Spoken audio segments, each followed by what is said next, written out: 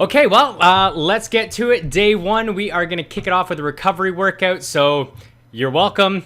We're starting nice and easy. The start of the weeks are always going to be recovery workouts, and the purpose of a recovery workout is exactly what it sounds like, is to allow your body to recover from all the past training stress that you've loaded on it. Now, obviously on day one, well, unless you're coming off a really big weekend right now, you may not have a ton of training stress, but we're just going to ease you into the week anyway. So the only way to mess up these workouts is to go too hard.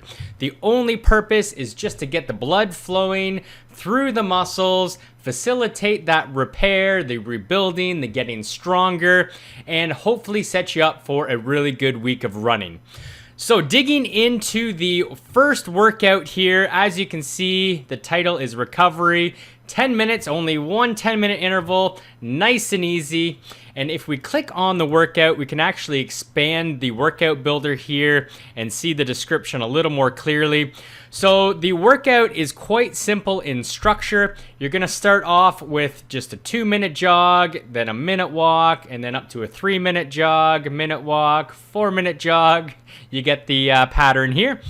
Then you're gonna move through a drill sequence. So you can do some running drills. Again, these are going to repeat. At first, they may seem a little confusing or complicated, but trust me, after a week or two, you're gonna get into the routine of this and you'll have it memorized, know it off by heart, and be able to hit it every single run, so that not only do you warm up better, but you're gonna move better. You're going to actually increase your performance by, again, improving your moving ability.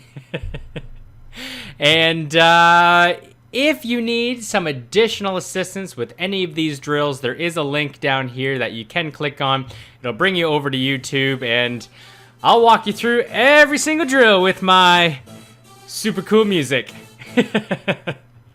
All right, so once you're done that drill jog sequence, so 30-second drill, 30-second jog, and again, if for some reason you can't remember how to do a particular drill or you don't do it properly, it's okay. We're still learning, and just do the best that you can. After the drill sequence, a little short walk, and then we're right into the main set where you're going 10 minutes. Just nice, easy jog, 2 to 3 RPE, which I am going to talk about RPE in this video in a second. And then you cool it down for another 5.5 minutes, where you're just going to bring it from a jog down to a walk. Even if you want to alternate a little bit of jogging, then a little bit of walking, a little bit of jogging, a little bit of walking, again, just gradually bringing it down, you can do that as well. So 35 minutes in total, quick and easy, and make sure you keep it easy. So feel free, read through the description. I am going to circle back here and talk about RPE, just like I mentioned. So if you're not familiar with RPE, it stands for rate of perceived exertion. Basically, how hard do you feel you're working? So it's all based on how you're feeling. The scale goes from 1 to 10, and that is the way that we're going to conduct all our workouts until we get to the point where we've done some field tests, and then we can actually start using pace and speed and heart rate and create zones that we can get a little more sophisticated in your training. And we'll use the 10K at the end of this 6 weeks as that test. And then as you progress on, hopefully into other training plans or even potentially coaching, you'll have those zones dialed, and again, we'll be able to train a little bit smarter.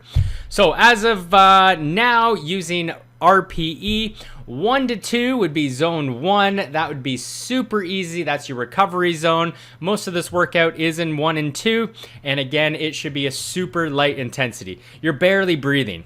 You're probably not breathing hard at all, actually. 3 to 4, this is zone 2. This would be in the lower aerobic zone, still an easy intensity. Breathing's starting to come into play though, but you could have a comfortable conversation with your running mate, the entire time very easily.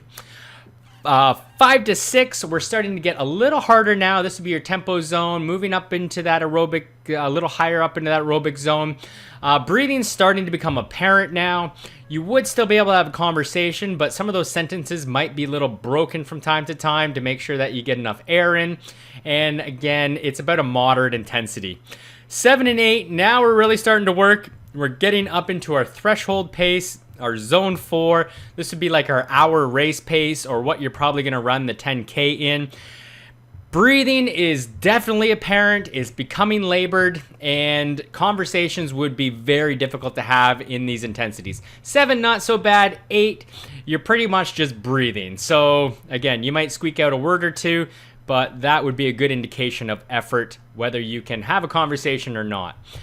Once we get to 9, we are in VO2 max zone, so zone 5. This is definitely a no talking zone. All you're doing is breathing, and this would be an intensity you could hold for about 7 or 8 minutes before your body says, nope, that's enough. And then of course 10 is going to be your max effort, as hard as you can go for, anywhere between a minute to 2 minutes. And again, you probably aren't even going to get the breathing up to the level of intensity before you have to shut it down and recover. So that is our 1 to 10 Borg scale of rate of perceived exertion, and hopefully you can use that quite simply to work your way through these workouts. And remember, breathing is a really good indicator of intensity. So if you can use those little cues that I just gave you, whether you can have conversations or not, that should come, in handy trying to determine whether you are running at the right intensity or not. So that is about it for today. I hope you have a great run. Keep it easy, and we will see you tomorrow.